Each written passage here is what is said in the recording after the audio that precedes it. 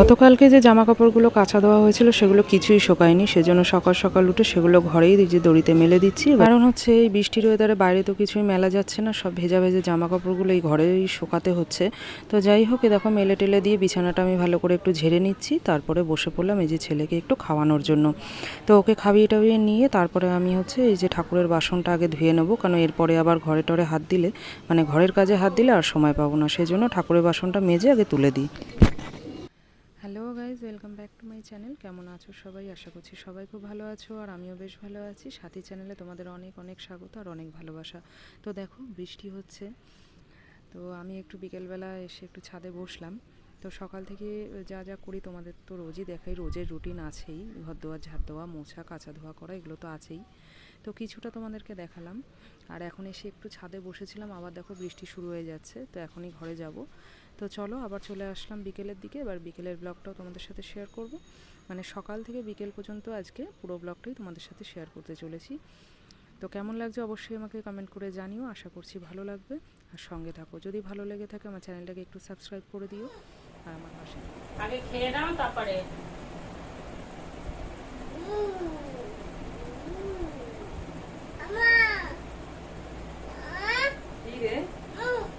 ছাড়িয়ে দিতে বলছে। প্রথমে ছাড়িয়ে দেখিয়ে দিয়েছো।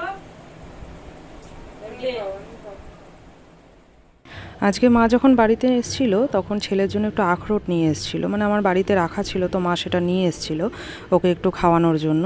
তো সেটা একটু ছাড়িয়ে একটা ওর হাতে দিয়েছিলাম, একটু স্বাদ পেয়েছে যেহেতু, ওই বারবার করে এখন মাকে বলছিল কি ছাড়িয়ে দেওয়ার জন্য।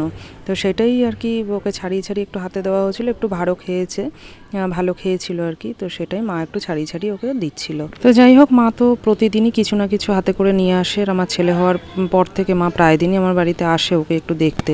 তো যখনই আসে তখনই ওর জন্য কিছু না কিছু নিয়ে আসে। আবার কালকে যেমন আমাদের সবার জন্যই এনেছিল, একটু বিস্কুটের প্যাকেট ট্যাকেট সবই নিয়ে এসে। তো আজকে আমি নিজেই না করেছিলাম যে ওর জন্য ওই যে লজেন্স টজেন্স এগুলো কিছু নিয়ে এসো না, কেন প্রত্যেক দিনই খায়, তো ক্রিমি টিমি যদি হয়ে যায় সেজন্য না করেছিলাম যে আজকে কিছু নিয়ে এসো না।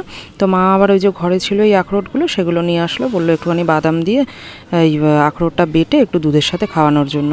তো সেই জন্য আর কি আমি ওকে ওটাই খাওয়াবো। আর দেখো না, মাথার চুলগুলো উঠতে উঠতে দেখেছো এক প্যাকেট চুলও জমে গেছে আমার, মানে মাথাতে না যা চুল আছে তার থেকে বেশি ওই প্যাকেটের মধ্যে মনে রয়েছে।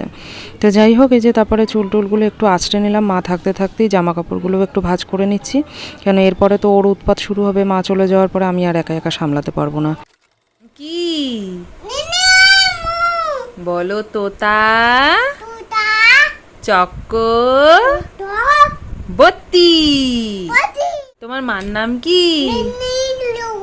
বলো কি? ছাতি, চক্কর, বত্তি। আর তোমার দাদার নাম কি? বলো রন,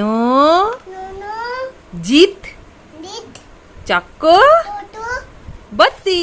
ও জিত, চক্কর, বত্তি। দেখলে তো ওর পড়ার চোট, এরকমভাবেই একটু একটু করে ওকে পড়ানোর চেষ্টা করছি, শেখানোর চেষ্টা করছি। তো তার মাঝে ওকে পড়াতে পড়াতে আমি আটাটাও একটু গুলে নিয়েছিলাম, তো আটাটা একটু টানবে, টানতে টানতে আমি এদিকে একটু ছেলের সাথে খেলছিলাম, কেন অনেকক্ষণ আজকে বসে বসে ও পড়েছে, তো সেই জন্য একটু বলটা নিয়ে খেলছিলাম। তো আটাটা টেনে গেলেই এর মধ্যে আমি তারপরে হচ্ছে শাখায় আঠা মারতে বসবো, কারণ আজকে একটু কাজও ঢুকেছে, তো সেই জন্য একটুখানি কাজেও বসতে হবে। তো ওই আটাটা গুলে রেখে একটু ছেলের সাথে খেলছিলাম, তারপরে আটাটা দেখলাম এখনও টানেনি, তো সেই জন্য দেখো আবার একটু সেলাই করতে বসলাম। আমার এই জামাটা একটু খুলে গেছিলো সেলাইটা, তো সেটা একটু সেলাই করতে করতে আবার একটু বিস্কুটও খেয়ে নিলাম, কেন এখন মুড়ি টুড়ি মেখে খাওয়ার মতো সময় নেই। তো যাই হোক, একটু বিস্কুট খেয়ে জল খেয়ে নিলাম। এবারে এই যে বসছি শাখাটা নিয়ে, শাখাটা আঠা মারা হয়ে গেলে তারপরে হচ্ছে আমি দেখি রান্নাঘরের দিকে কি আছে, মনে হয় আজ রান্নার সেরকম কিছু নেই। তো বন্ধুরা, সব কাজ তো কমপ্লিট হয়ে গেল দেখলে, তো এখন শুধু খাবো আর শোবো। আজকে আর রান্নাবান্না সেরকম কিছু ছিল না, শুধু আমাদের একটু ভাত হয়েছে আর ছেলের ভাতটুকু হয়েছে। আর ঘরে দেখো সব জামা কাপড় ভর্তি মেলায়, দেখো সব জামা কাপড় ভেজা ভেজা, তো ঘরে নিয়ে এসেই মেলেছি, বাইরে তো বৃষ্টির জন্য কিছু মেলতে পারছিলাম না। তো যাই হোক, তা এখন শুধু ছেলেকে একটু খাওয়াবো আর আমরা খাওয়া দাওয়া করে শোবো। তো চলো, ব্লগটা আজকে এই পর্যন্ত শেষ করলাম, দেখা হচ্ছে আবার নেক্সট ব্লগে, ততক্ষণের জন্য অপেক্ষা করো। সবাই ভালো থাকো, সুস্থ থাকো, গুড নাইট, টাটা।